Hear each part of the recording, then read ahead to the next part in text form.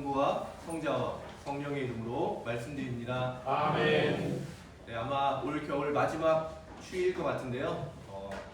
이제 곧 꽃이 피는 봄이 올 거라는 생각이 좀 설레기도 하는데요. 그래도 끝까지 방심하지 말고 우리 서로 건강하자고 옆에 사람들에게 축복하면서 인사 한번 하실까요? 감기 조심하고 건강합시다. 건강하세요.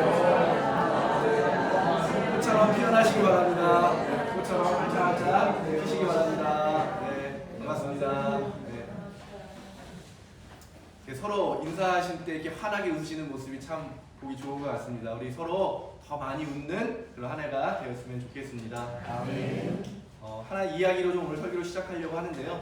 어느 인디안 할아버지가 손주를 데리고 이제 들판을 바라보면서 인생에 대해서 여러 가지 이야기를 들려주다가 모든 사람의 마음에는 흰 늑대와 검은 늑대가 있다. 모든 사람에게 다 마찬가지인데 둘은 늘 계속 매일매일 싸우게 된다.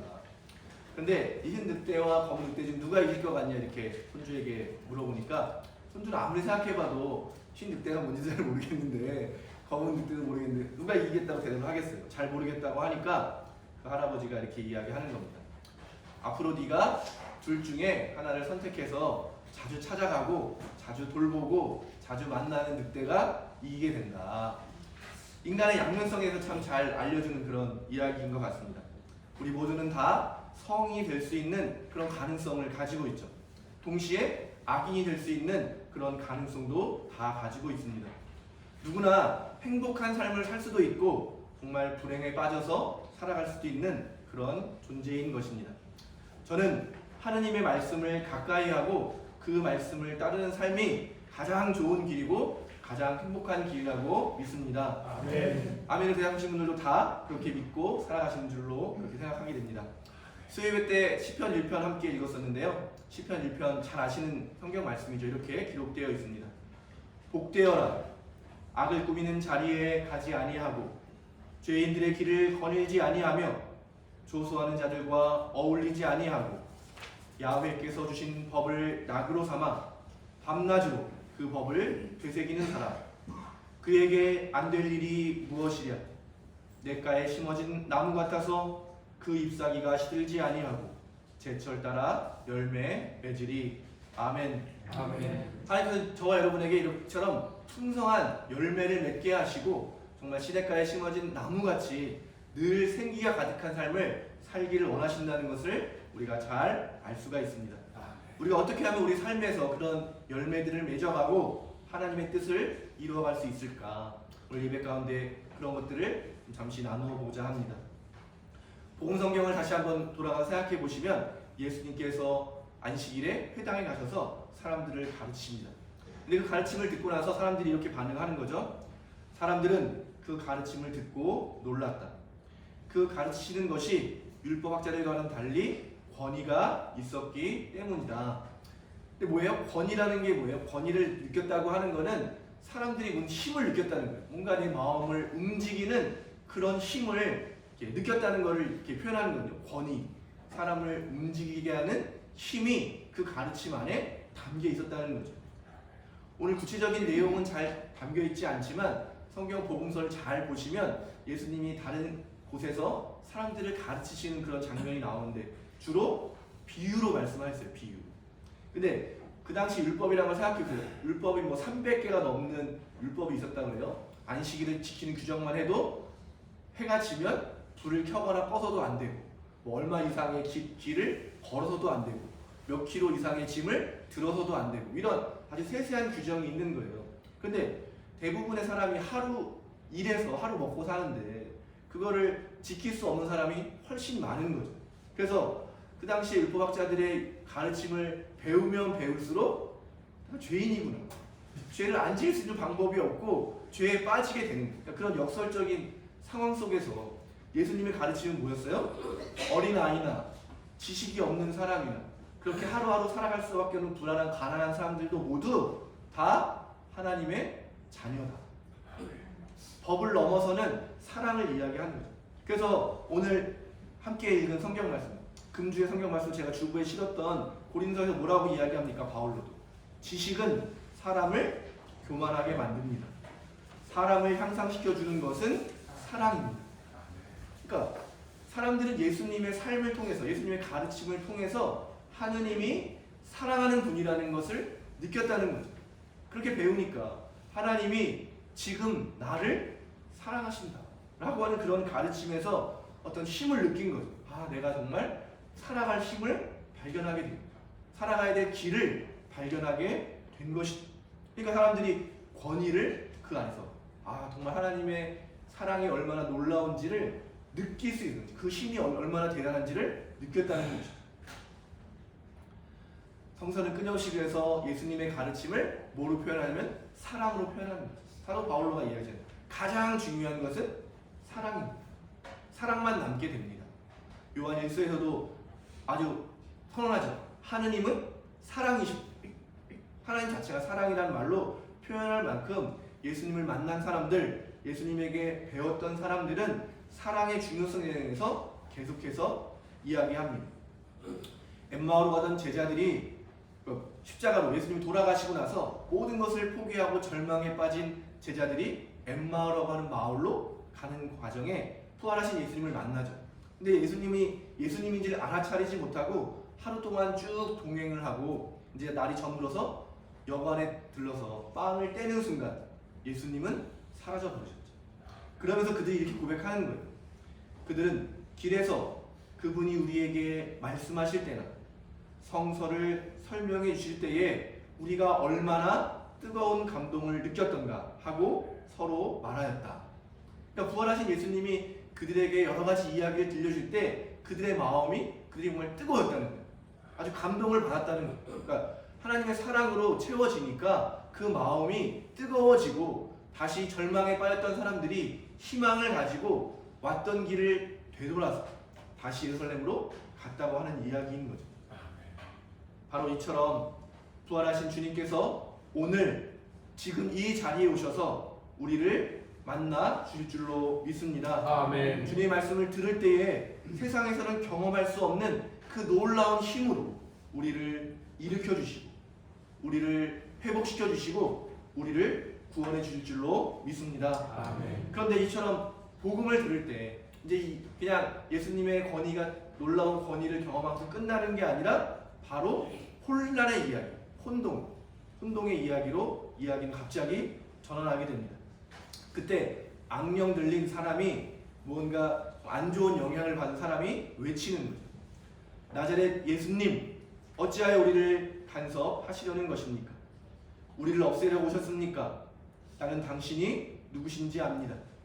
당신은 하나님께서 보내신 거룩한 분이십니다.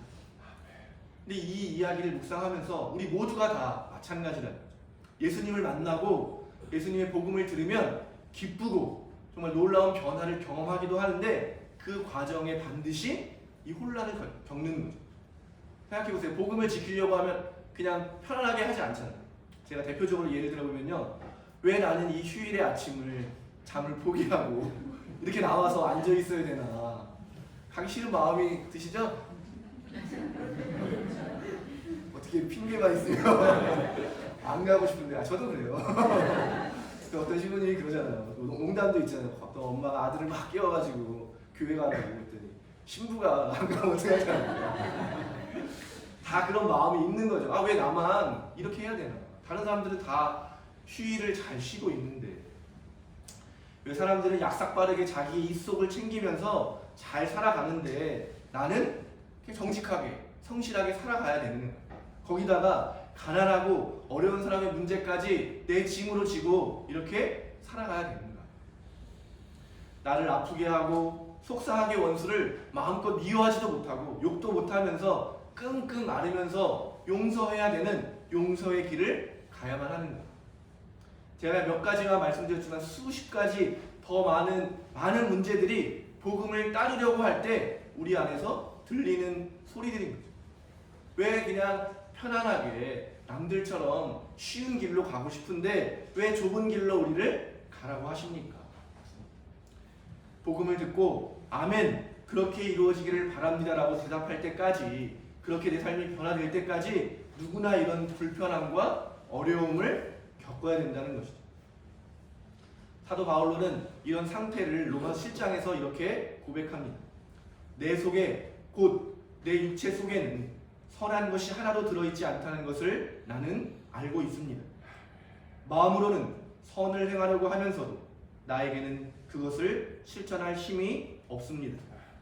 나는 내가 해야 하겠다고 생각하는 선은 행하지 않고 해서는 안 되겠다고 생각하는 악을 행하고 있습니다.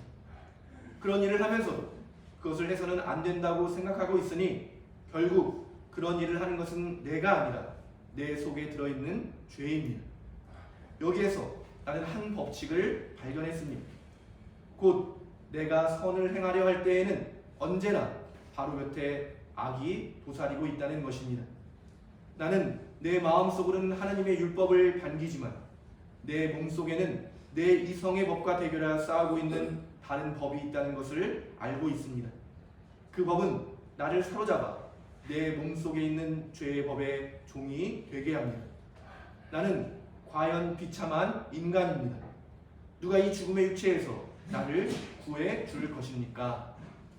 그러니까 사도 바울로가 정말 어릴 때부터 율법을 배우고 정말 굉장히 열성 있는 사람이죠. 자기가 끊임없이 율법을 지키고 하나님의 뜻을 행하려고 했는데 그때마다 발견하게 되는 게 선을 행할 능력이 나에게는 없구나. 그 힘이 나에게는 없고 오히려 악을 행하고 있는 자신의 비참함을 계속해서 본 거죠. 그런데 그가 부활하신 예수 그리스도를 만나고 마침내 그 답을 발견했다고 고백하면서 이어서 이렇게 이야기하는 겁니다. 고맙게도 하나님께서 우리 주 예수 그리스도를 통하여 우리를 구해 주십니다. 아멘. 아멘. 그러니까 이 비참함, 내가 정말 선을 행하고 싶고 좋은 사람, 또 거룩한 사람으로 살아가고자 할 때 늘 실패하게 되지만 예수 그리스도를 만났을 때 그분의 도우심으로만 우리가 그 일을 행할 수 있다는 것을 사도 바울로가 잘 알려주고 있는 것입니다. 그러니까 우리가 신앙생활 할 때 반드시 기억해야 될 매우 중요한 한 가지가 있다면 내가 이미 완전하게 되었고 의인이어서 이 자리에 나와 앉아있는 것이 아니라 나는 부족한 사람이고 연약한 사람이고 늘 쉽게 죄에 빠지는 사람이기 때문에 나에게는 하느님이 필요하다. 그래서 나는 이 예배를 통해서 하나님을 경험하고 다시 한번 하나님의 자녀가 되는 그 과정을 겪어야 되는 사람이다 라고 하는 그 마음을 가지고 저와 여러분이 이 자리에 나와 있는 줄로 믿습니다. 아멘. 끊임없이 우리를 방해하는 생각들이 감정들, 생각들, 세상 사람들의 말은 끊임없이 우리를 불편하게 하고 그 복음을 실천할 수 없도록 우리를 방해하고 있는 것입니다. 오늘 회당에서 선포하신 예수님의 말씀처럼 우리 모두 각자에게 선언하게 되기를 바랍니다. 아멘. 입을 다물고 이제 나에게서 그만 나가거라.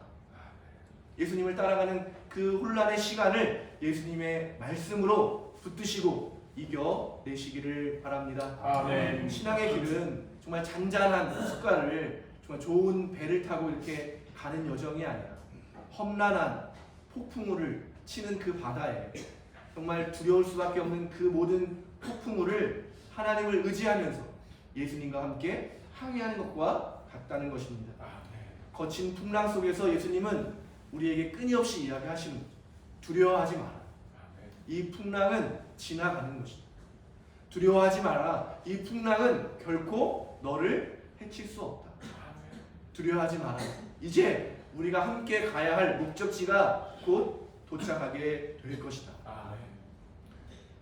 하나님의 말씀을 들을 때 우리 안에서 일어나는 많은 불편함이 있다는 것은 우리가 다시 한번 하나님께 나아갈 수 있다라고 하는 그런 증거라고 하는 것을 여러분 믿으시고, 처음 얘기 드렸던 것처럼 우리는 약하지만 하나님은 전능하시기 때문에 우리가 주님을 바라보는 일을 계속하는 것, 계속 기도할 수밖에 없는 게 여기 있는 거죠. 그럴 때 어느새 정말 흰 늑대가 이기는 정말 정의의 시대에 우리가 도착하게 되는 것입니다. 그래서 로마서 8장에서 바울로는 이어서 자기의 그런 고백들에 이어서 이렇게 선언하는 것입니다.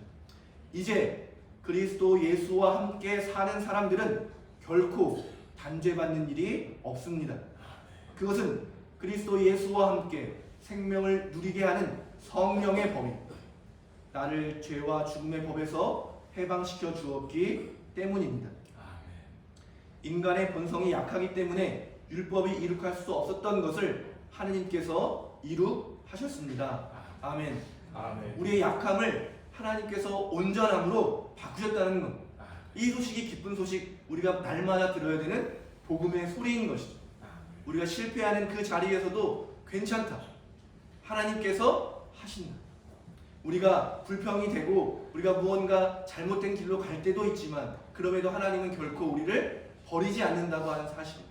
우리를 구원하고 계시고 그 구원을 절대 포기하지 않으신다는 그 사실을 여러분 기억하시면서 조금 힘을 내셔서 주님께 한 걸음 나아가시게 되시를 바랍니다. 아멘. 한 걸음 걸을 수 없는 그 힘이 없다면 정말 고개를 들어서 주님을 바라보시기 바랍니다. 아멘. 제가 오늘 중고 1변에 그 선한 목자이신 예수님의 그림을 넣었어요.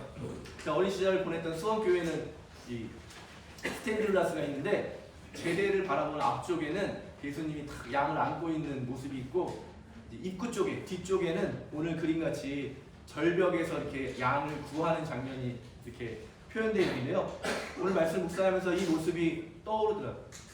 정말 잃어버린 한 마리 양, 그게 바로 우리의 모습이고 그 잃어버린 양이 정말 길을 잃고 절벽에서 정말 큰 위험에 빠져 있을 때 주님은 99마리의 양을 두고 그 양 한 마리를 찾아 나서셔서 정말 끝끝내 구해내시는 그런 분이라고 하는 사실, 여러분 그것을 기억하시기를 바랍니다. 아멘. 우리는 바울의 고백처럼 힘이 없어서 선한 일을 잘 할 수 없고 때로는 넘어지고 예수님을 닮지 못한 그런 모습을 보여주기도 하지만 예수님은 결코 우리를 포기하지 않으시고 우리를 붙잡아 주시고 우리를 살려주신다고 하는 이 사실을 늘 기억하시는 여러분이 되시기를 바랍니다. 아멘. 지난 목요일에는 서구경북 신부님들과 함께 은퇴하신 김영애 신부님을 찾아뵙고 강화에 같이 다녀왔어요. 저는 4번째 가는 늘 똑같은 모습으로 이렇게 맞이해 주시는 김영애 신부님이고 아 대단하시다. 존경할 만한 분이시다. 똑같은 모습으로 이렇게 사람들이 오기 전에 이렇게 문 앞에서 기다려 주시는 그 모습으로 만나 주셔서 똑같은 집을 4번 구경하고 똑같은 코스로 꽃게를 먹었어요. 아니 너무 신부님이랑 같이 너무 재밌었고 밥을 먹고 차를 마시러 갔는데 거기에 이제 은퇴하신 김성수 주교님이 마침 계셔서 만나서 이렇게 이야기를 나눴어요. 주교님이 너무너무 기뻐하시더라고요. 어쩐 일이냐 이런 평일날에 그랬더니 총사의 신부님이 우리 은퇴하신 신부님을 인사드리러 왔습니다 했더니 진짜 기뻐하시더라고요. 그래서 진짜 의리가 있다. 성공에는 의리 빼면 시체인데 그 의리를 지켜주니까 얼마나 고마운지 모르겠다 하면서 막 너무 좋아하시더라고요. 칭찬해주시고 여러 가지 덕담을 해주셨는데 오늘 좀 이렇게 같이 나눴으면 좋을 것 같아서 마지막에 좀 소개를 해드립니다. 주교님은 발달 장애인들과 함께 거의 평생을 같이 하신 분이에요. 발달 장애인들과 지금도 함께 살고 계시고 그 일을 위해서 여러 가지 어려움을 이겨내시는데 최근에 어느 방송에서 들었는데 한 번도 생각하지 못했다면서 저희들한테 들려주셨어요. 발달 장애인을 자녀로 둔 부모님은 하나님께서 가장 신뢰하는 사람들이다. 맡길 수 있는 사람이 그 사람들밖에 없기 때문에 맡긴 게 아니겠냐 이런 얘기를 해주시면서 그런 거죠. 주교님께서는 그 아이들을 보면서 또 그 부모를 보면서 얼마나 많은 것들을 경험하셨겠어요. 그런데 하나님이 가장 믿기 때문에 그렇게 그런 일이 일어날 수 있다라고 하는 이야기를 해주시면서 정말 작은 교단의 주교로서 겪었던 많은 어려움, 또 우리 성직자들에게 정말 작은 교회 어려운 상황 속에서도 그 자리를 잘 지켜줬으면 좋겠다라고 하면서 격려의 말씀을 들려주셨습니다. 저는 그 이야기를 들으면서 참 어렵고 힘들 수 있지만 참 의미 있는 일이 아닐까. 하나님의 도우심으로 그 자리를 지킬 수 있다는 것이 축복이고 행복일 수 있다는 사실을 다시 한번 생각하게 되었습니다. 다시 한번 이 말씀을 여러분과 함께 이렇게 나누기를 원합니다. 밖에 보면 참 좋아 보이는 그럴듯한 더 크고 잘 되어 있는 교회가 많지만 하나님은 왜 저와 여러분을 이 부천교회로 불러주셨을까? 아마도 하나님은 이 교회를 통해서 세상을 구원하기 위해서 꼭 필요한 사람으로 저와 여러분을 불러주셨다고 믿습니다. 아멘. 여러분이 없다면 부천교회는 그런 일을 할 수 없기 때문에 여러분을 신뢰하시고 여러분을 사랑하시는 마음으로 이 자리로 이끌어 주시고 인도해 주셨다고 믿습니다. 아멘. 우리 한 번 더 축복하면서 인사하실까요? 몰라겠습니다. 가장 되시는 하나님이 불러주셔서 우리가 만난 줄로 믿습니다. 아멘. 하나님이 원하시는 그 뜻을 함께 협력해서 이루어 가게 되기를 바랍니다. 아멘. 온 세상 단 한 사람도 빠지지 않고 구원하기 원하시는 그 하나님의 마음으로 우리가 함께 살아갔으면 좋겠습니다. 아멘. 단 한 사람의 실족을 염려하면서 정말 그 고기를 먹는 것이 누군가에게 어려움이 된다면 나는 그것을 하지 않겠다고 이야기하는 바오로처럼 자신의 말과 행동이 혹여라도 누군가를 넘어뜨릴 수 있다면 그것이 하지 않겠다고 자신을 늘 성찰했던 바울로처럼 우리도 말과 행동으로 어떤 한 사람을 넘어뜨리는 것이 아니라 오히려 복음으로 구원의 능력으로 오늘 예수님이 사람들에게 권위 있는 말씀으로 가르치셨던 것처럼 그런 모습으로 사람들을 살리고 사람들을 일으키고 사람들을 구원하시는 여러분이 되시기를 간절히 바랍니다. 아멘. 사람을 살리는 교회, 세상에서 경험할 수 없는 정말 놀라운 가르침의 권위가 있는 교회, 무엇보다도 사랑이 넘치는 사랑이 가득한 교회가 바로 우리 부천교회가 될 수 있도록 여러분 함께 해주시고 무엇보다 마음 모아서 기도해 주시기를 간절히 부탁드립니다. 아멘. 성부와 성자와 성령의 이름으로 말씀드렸습니다. 아멘.